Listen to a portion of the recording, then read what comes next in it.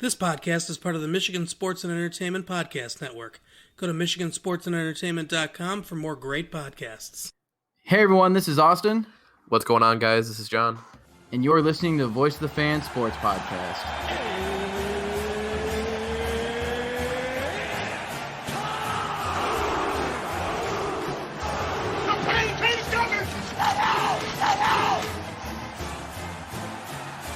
All right, John, we're back. Big hiatus. Boy, it's been too long, probably. So sorry to everyone. Both of us had some unfortunate stuff kind of happen where we had to take care of, and just got a little hectic after that. And then John hooked himself up with a new computer. He sounds pristine, crystal clear. John, say hello for the fans. Hey guys, how's it going? I'm sure Connor will be super excited to hear that he is no longer having to mess with his sound stuff. But again, sorry for the hiatus. We're back. We're back at it. It's been a depressing football season for both of us. So it's gonna be like a good way to vent our last month or so of football that we haven't been able to talk about. Yeah, definitely. And considering where Purdue's at right now, it should be interesting. But we'll jump into Purdue. So we last left off at Maryland. Big win, 40-14. Everything was looking swell. Iowa going on the road to Iowa. Kind of had their number the past couple years, going in to their house and beating them. Jeff Brom's first year. Then we took them down last year. So you kind of thought maybe Purdue would be able to kind of thrive here. Unfortunately, did not happen that way. Was a decently close game. Purdue was down 16-7 and tried to make a comeback, but just kind of fell short. 26-20 against the Hawkeyes, who were ranked and still are ranked at the time. Jack Plummer continued to show that he is a good quarterback at, developmental wise as a freshman. Threw for 327 yards. David Bell almost had 200 yards receiving. He had a Big Ten Freshman of the Week this week, I believe. But I just, George Karlaftis continued to impress. He had a sack. Is just, I think, one of those things where it's just one of those seasons for Purdue. It's not a lot going their way, our way, and Iowa just kind of did what Iowa does. They ran the ball decently and took advantage through the air when they could. Obviously Nathan Stanley's been very streaky. He didn't have a touchdown pass. He threw one interception, but the Iowa defense, obviously led by one AJ Espinoza, Epinesa, was held off the stat sheet, but not the only one that, can make an impact there. So a tough loss, a close loss, kind of the story of Purdue for the most part, following to 2-5. So Illinois coming to town, you thought, okay, we've had Illinois' number past couple years. This should be a kind of a bounce back game. And woof, it was not a bounce back game. An absolute torrential downpour in West Lafayette, and that just grounded the Purdue offense. Nobody had a good day in the air. The starting quarterback for Illinois had 26 yards passing, but then you look at the rushing yards. Dre Brown, 131 on 18 carries. Rayvon Bonner, 48 on 10 carries. Reggie Corbin had a touchdown, 47 yards on 12 carries, and then the quarterback had a touchdown as well. The defense, couple sacks, turnovers. They just bullied Purdue big time. And Purdue, you could visibly tell that they were absolutely struggling in the rain. Jack Plummer was benched this game. He only threw for 69 yards. He did throw an interception. Aiden O'Connell, the walk-on, came in. We'll talk about him more in a second, and scored the only touchdown for Purdue through the air, which was a garbage time touchdown. On the flip side, Purdue could not get anything on the ground going at all. And again, the air offense was just anemic. There was nothing going on there. The defense was out a lot. So you see some inflated stats. George Karlaftis got another sack, which is always good to see, but just Illinois dominated, enforced their will, so to speak, and really put a 24-6 loss against Purdue. Really probably should have been 24-0. They were just flying all over the field, and Purdue could not get anything going. So Purdue fell to 2-6 at this point, and the Illini were 4-4, and the Illini are kind of on the up and up right now. Yeah, they are. 28-3 to us. They pulled the Patriots. That was fun. And they upset Wisconsin in the middle of that too. So Illinois, definitely not a light opponent, but you just thought Purdue kind of had their number. So going into the Nebraska game, it's a must-win situation for Purdue if there's any hope for a bowl game, and we'll talk about that in a second. But the Cornhuskers had a lot of hype. I think they were my sleeper pick, which I was completely wrong. Versus John's sleeper pick, who's ranked number 7 in the country right now. So someone got something right. Well, Adrian Martinez I did say Purdue was going to win the West, and you said Michigan State was going to win the Big Ten. So I'd say we were a little off this preseason. I think we alluded to it before. If you want to put any money on any sport team, just do the exact opposite of what we say, and you'll be guaranteed to get rich. So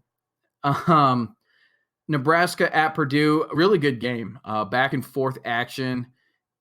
Close. It's 31-27 with a Purdue victory.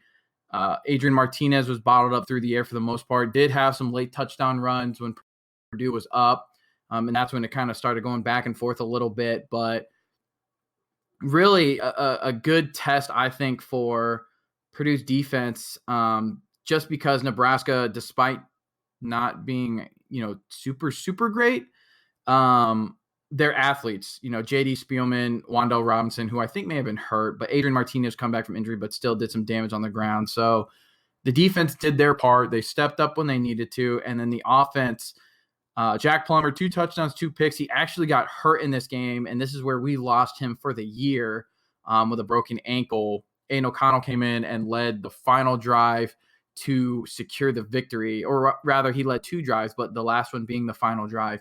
He finished 6-7 for 62 yards. King Doru, 71 yards on the ground, a touchdown. And David Bell on this stat line right here, 1 rush, 9-yard touchdown. That was the reverse pitch that scored. So action to the right, David Bell coming right to left, takes the pitch and scores with about a minute left, and Purdue's defense was able to hold the Nebraska there. So a good win to kind of turn everything around. Bryson Hopkins came back, 8 catches, 97 yards. Always good to see him do well. And he did accept his invite to the Senior Bowl in Alabama. And for those of you that don't know what the Senior Bowl is, basically seniors. So that would be red shirt juniors, seniors, and redshirt seniors. So the redshirt junior being you're right. The redshirt junior obviously being a senior if they didn't stay the extra year. Showcase in Alabama. All the NFL teams send scouts and 2 NFL coaches coach both sides. So it's really good look for players to be able to get the exposure they need and pads in front of coaches, owners, scouts. And typically a lot of those guys get drafted. Carson Wentz was a Senior Bowl guy. Dak Prescott was a Senior Bowl guy. Aaron Donald was a Senior Bowl guy. So really good showcase for players. Bryson Hopkins will be there for that event. So that was a bit of a side note, but started a little bit of a winning streak here against Nebraska to kind of hold Purdue in a holding pattern to be 3-6. So have to win out to go to a bowl game. And with that being said, we faced Northwestern on the road. Believe we'd lost the last 5 games to Northwestern, 0-5. And boy, it did not look good to start. Northwestern scored more points than they have in I don't know how long. They had 14 in the first quarter, including a 79-yard touchdown on 1st and 10. So did not look good, but Purdue hung in there. Aiden O'Connell, first walk-on starter for Purdue in who knows how long, possibly ever. Don't quote me on that, but that's the kind of injury bug that Purdue's had. Starter Elijah Sindelar out. Original backup Nick Sipe retired from football medically. 16-0 or 16-7 lead. I'm going in the half, and then Purdue woke up, played defense, and it was a J.D. Dellinger 39-yard field goal to win it late. David Bell won Freshman of the Week again, 14 catches, 115 yards, and a touchdown. Ahmad Anderson Jr. saw the end zone as well with 9 catches and 67 yards. Cam Allen, who I am a big fan of, had an interception. I think he's going to be really good, along with Corey Trice. No sacks for Karlaftis this week, but he can't get one every week, which we all wish, but is not a reality. So Aiden O'Connell, again, first walk-on starter for Purdue in who knows how long. Could be the first ever. Don't quote me on that, but that's the kind of feeling that I have. But Purdue snaps a 0-5 streak against Northwestern, and boy, the Wildcats, Connor's Wildcats, 1-8 after being in the Big Ten championship game last year. Bit of a surprise. Tough. I didn't know what we were going to get out of Hunter Johnson, I believe his name was. Obviously he ended up getting benched anyways, but he was a former 5-star recruit, so you thought, hey, Pat Fitzgerald, Patty Fisher returned. They had their defensive anchor coming back. I think Joey, I don't know how to pronounce his last name, that defensive end. I believe it's Gaziano. He's still there, I believe. Real big surprise Northwestern had this much of a fall off. A little bit confusing with how consistent generally of a coach Fitz is, and you thought they finally peaked last year, and maybe they're moving forward, but weird year.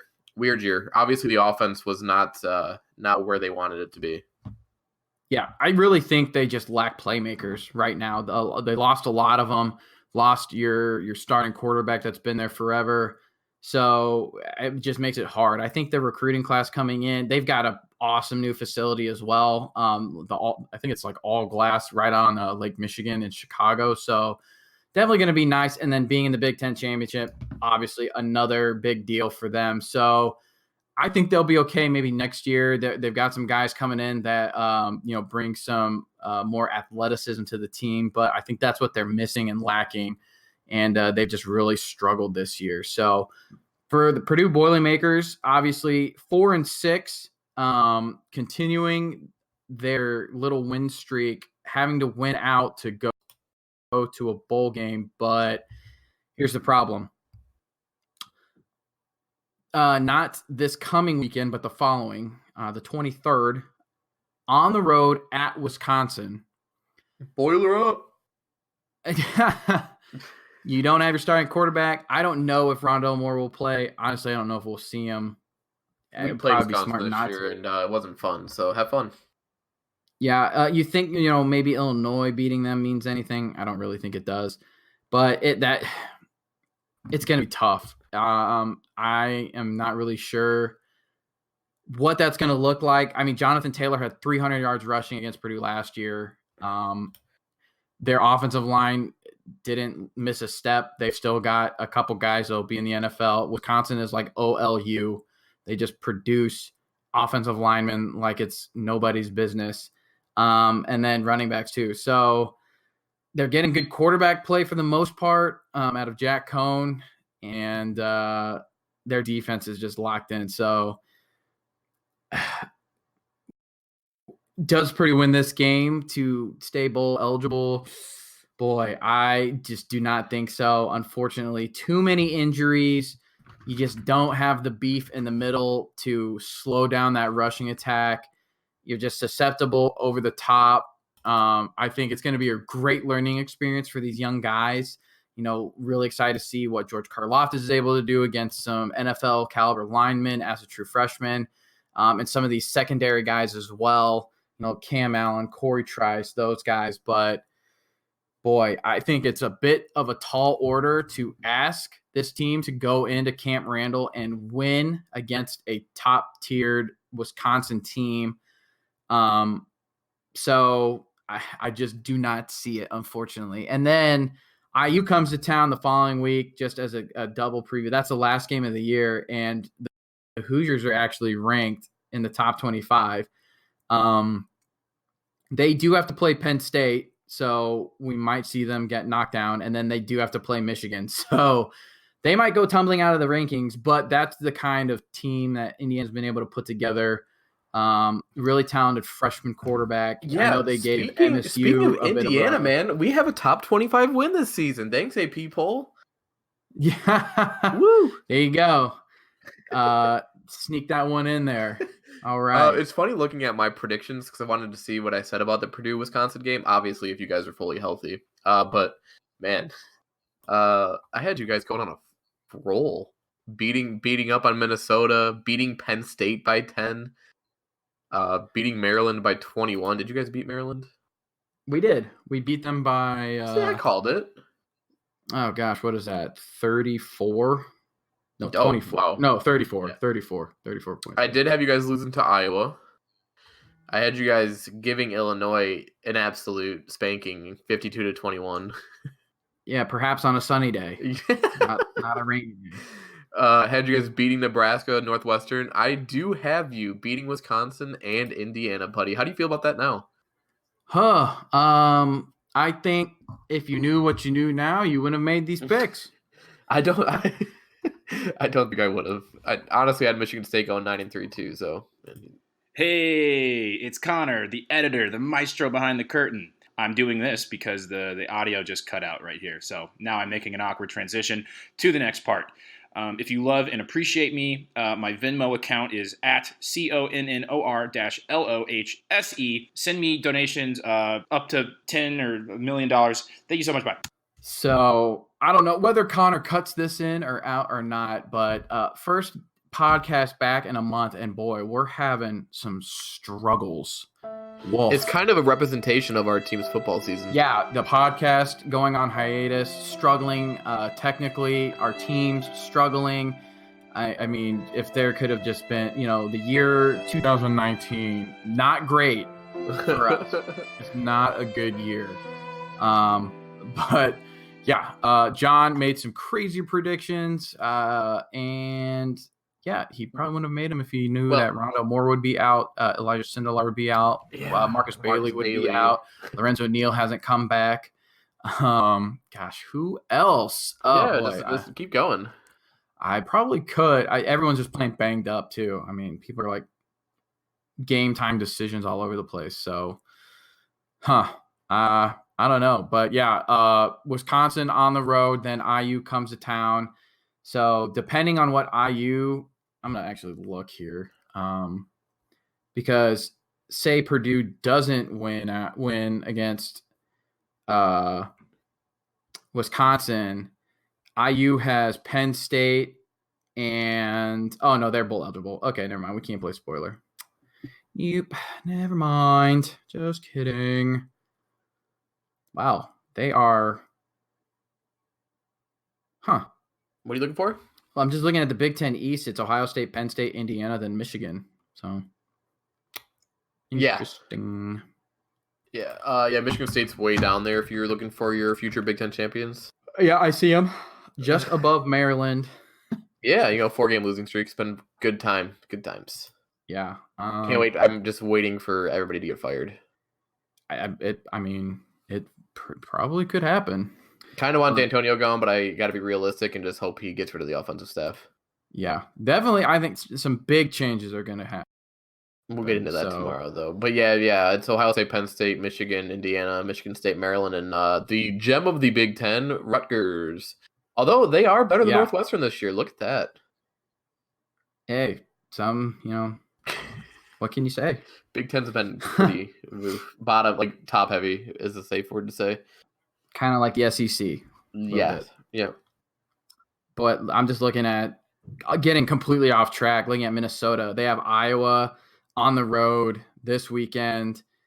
Then they'll probably beat Northwestern on the road, and then they welcome Wisconsin. So if Iowa beats Minnesota, Wisconsin will need to win that game to go to the Big Ten championship, because that will give Minnesota 2 losses in conference, and Wisconsin will only have 2 losses in conference. So, or they only have the 2 losses in conference. So, boy, that's so Wisconsin absolutely has to win against Nebraska and Purdue, which I think they will, and then they have to hope Iowa does them a favor and beats Minnesota. Yeah, I mean, I think if you're Minnesota and you beat Iowa, you're feeling pretty good, because I mean, Wisconsin essentially can't really afford a loss.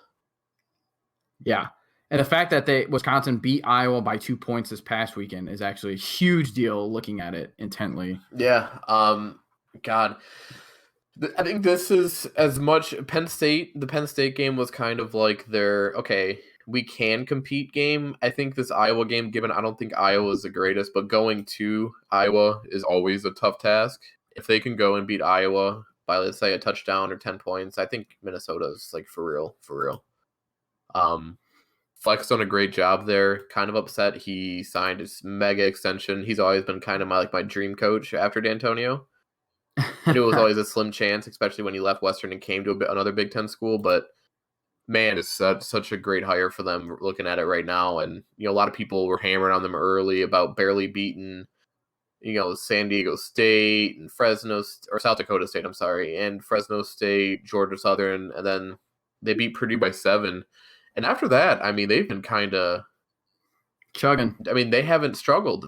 Illinois 40-17, Nebraska 34-7, Rutgers 42-7, Maryland 52-10. Then they beat up on Penn State pretty good. I mean, Penn State had the comeback effort, but couldn't complete it. And man, they are rolling. So they're gonna be fun. They have a tough little stretch. Iowa, then Northwestern, and then Wisconsin. That Wisconsin game is gonna be fun to watch regardless. But as much as I'd love to say it, man, I think whoever plays Ohio State in the Big Ten title game, I think it's just gonna be a bloodbath. And yes, I'm saying if whoever Ohio State plays, because I'm sorry, no one's beating them in the Big Ten. Oh yeah, no, they're not gonna. I've been seeing Michigan fans on my Twitter like having hope. It's like, guys, no, you guys beat up on Notre Dame, great. Look at Notre Dame versus Vatech. Penn State lost to Minnesota. You guys lost to Penn State. I mean, it's just Michigan just does not have this. No one has the speed in the Big Ten to keep up with Ohio State. They are so insane this year. Yeah, Justin Fields, Georgia's probably wishing that he was still there. Let's just put it that way.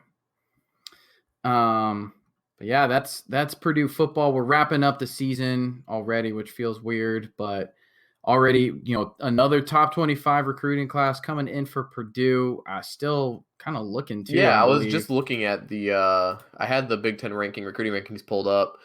Ohio State 1, Michigan 2, Penn State 3, kind of how it generally goes year in and year out. And then you have Purdue sitting there number 4, man, which is impressive. They're beating out Iowa, Wisconsin. Michigan State's all the way down to 10, which kind of doesn't surprise me, especially with a lot of the D'Antonio retiring rumors. I don't expect anything big out of a Michigan State class this year. But yeah, Wisconsin, Northwestern, Nebraska is still kind of in the middle. Minnesota's got number 9, and obviously Illinois, Rutgers at the bottom. But yeah, Purdue is, like I said, regardless of this year, I think it's obvious they are going to be a fun program to watch in the future, especially with the last couple of recruiting classes. I mean, you get Elijah Moore, Rondell Moore coming back. Obviously, you're losing Sindelar, but Plummer's had some good time to develop. So I think you're comfortable with him. And then plus you got a guy who can maybe push him in Alamo. So yeah, and we might not be done with quarterbacks. Ooh. Malik Hornsby from Texas was originally committed to North Carolina. I don't know his status. He came for an official visit over somebody pretty big. Came to Purdue. He has, just a good chance to compete and play with so many quarterback question marks. And I think really Jeff Brom's kind of trying to get a dual threat guy. And I think his offense would be incredible with a dual threat guy. But That I saw Who is that. it? I haven't I'm sorry, I seen missed the name. anything. Malik, I think his name's Malik, like, Hornsby, I think his name's Malik, like, Hornsby, maybe. Really? Whew. Yeah, four-star. Yeah, the kid that I think he was committed to North Carolina. Yep, and he decommitted. Yep, and Michigan State was like a name for a second there, and then we kind of just died. So Yeah. He came on an official visit to Purdue. there he is, Malik Hornsby. Maybe it may have been the Illinois game. No which one stinks. just looking at his page, it kind of looks like it's still kind of a mystery on what he's going to do. But if it means anything to you, normally they do alphabetical order for the college list, but they have North Carolina at top and Purdue bottom, then Bama, Zona, Arkansas. So I think it's clear it's kind of between the two of you if he recommits or if he comes to Purdue. There's a Texas A&M prediction in there, but that looks old. Yeah.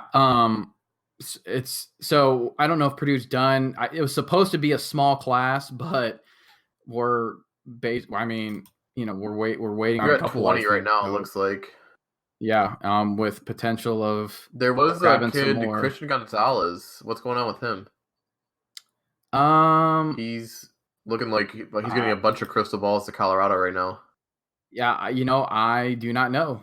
He committed to Purdue. 1, 2, 3, 4, 5, 6. There could be a flip. I'm not sure. Yeah, this is all. I'm sorry to break bad news live on the pod. I was just curious with crystal balls. Wow. Yeah, it's. I mean, everybody, and I mean everybody today. It looks like it's just happening today, this afternoon. Everybody is putting him as a Colorado. Well, I mean, you can go and continue. I'm going to see if I can find anything more solid on that for you. No, it's all good. So, it's a crowded DB room, I think. So I was surprised that he committed to Purdue, but who knows? So one that I'm keeping an eye on is Octavius Oxendine. He's crystal ball to Kentucky. He's got only 2 predictions though. Purdue's been in on him forever, and basically one of the selling points is he is 6'2", 308 pounds. He could play. Purdue needs some guys in the middle. And he apparently wants to do pharmacy school. So Purdue's got a really good pharmacy school. That would be really hard, but all the power to him. So, potentially trying to see what he does. He announces December 18th. But yeah, I haven't really heard anything about Malik Hornsby in a while. So why does this guy have to have such a common name? If you go to probably just offers in Purdue's football commit list, there it is. It'll be in there. Yeah, I got it. I'm just looking, trying to see something on Twitter for this kid. For Christian Gonzalez, but there's no tweets about him. Let me see, Colorado. But so while John takes a look at that, Purdue basketball kicked off 1-1 currently. Beat Green Bay, obviously not the Packers, but an FCS school 79-57. The thing that I saw that not necessarily worried me, but there were stretches in that game that Purdue seemed to kind of just go cold, not score for a long amount of time. Wasn't the big deal against Green Bay, but you wondered if it would translate into, a bigger game against a bigger opponent. But it was really good. Jahad Proctor, the grad transfer, 26 points. Eric Hunter Jr. had 15. Matt Harms, 16. I believe Nojel Eastern, he only had 6 points. He's been dealing with some injuries. And then Stefan Stevanovic did not play, or Sasha Stevanovic, not Stefan Stevanovic. Jeez. He had a foot sprain. So again, you wondered if it would come back to bite, and it ended up happening. Texas came to town. Shaka Smart's Longhorns. A lot of people might know him as the old VCU coach when he just made them into a little bit of a powerhouse for them. They came into Mackey Arena. Sorry to interrupt. They beat him. Yep. Yeah. Just to give you an update. I can't find much. Just looked at kind of like some 24/7 VIP articles about Colorado. All that's it's telling me is apparently he was there over the weekend, and this is who wrote this article. Steve Wiltfong wrote that Colorado is also at the very least giving longtime Purdue commit Christian Gonzalez plenty to think about following a weekend visit. He's going to talk things over with his family tonight, and we'll see what happens from there. So, clearly everybody thinks on 24/7 that he's going to flip. True. Purdue lost to Texas. They went on some cold streaks, kind of what I feared against Green Bay. Came back to bite us against a bit of a tougher opponent, and that was really it. The 3-ball was working well for Purdue, and then the offense just went stale, and we took a loss in Mackey for the first time since like 2016 or something. So tough. Yeah, that tough was a way surprise to me. lose. Fell out of the top 25 rankings, but I'm not hitting the panic button. This team is still trying to find who the offense is kind of going through. If it's going to truly be a group effort, is there going to be one guy that takes over? So a lot remains to be seen here, but I would not be concerned with Purdue basketball. And even still, I think before we made it the big run, we were 6-6, and that was in December. And the panic button was being smashed, and then we were literally like a second away from the Final Four, except Virginia was able to pull off a miracle. So, boy, that hurts bringing up. But, yeah, so, again, sorry for the hiatus. Sorry for it's probably going to be super choppy too, boy. Tough 2019, tough. Yeah. The podcast coming back tough. So this one, we're probably working out all the kinks. So Michigan State's probably going to get a really good podcast without issues. Hell yeah. Would be my guess. Unlike our football season. John. Yeah, we got to hear John turn into 2018 John. Yeah, I might cry a little bit. Get to welcome him back to the show. But, I think the signs have been sent. All the disconnecting, the issues. John, any final thoughts? No, I think obviously rough season for Purdue football, injuries especially. But as I said last year and beginning of this year, I think there's plenty to be positive about in the future for them. Not too knowledgeable at Purdue basketball yet with the season just getting started, but tough loss to Texas. But I think there's some positives. I think you still got a tournament team for sure. So Absolutely. We'll see how that season falls as we get back into recording weekly here. Yeah, and it is basketball season for Purdue now. This is a basketball Purdue podcast, and a can't wait for 2020 Purdue football podcast. So, as always, I'm Austin, co-host John Emmons. Thanks for tuning in and bearing with us on the rough comeback, but we'll be smoother down the road, we promise. And sorry to Connor, who's going to have to edit this, but as always, we will see you guys next time. Hey, everyone. Thanks for tuning in. If you like what you heard tonight, subscribe to our podcast on iTunes, Voice of the Fan, and also give us a listen on SoundCloud. And if you could, like our page on Facebook at Voice of the Fan and follow us on Twitter at Voice of the Fan PC. Thanks, everyone.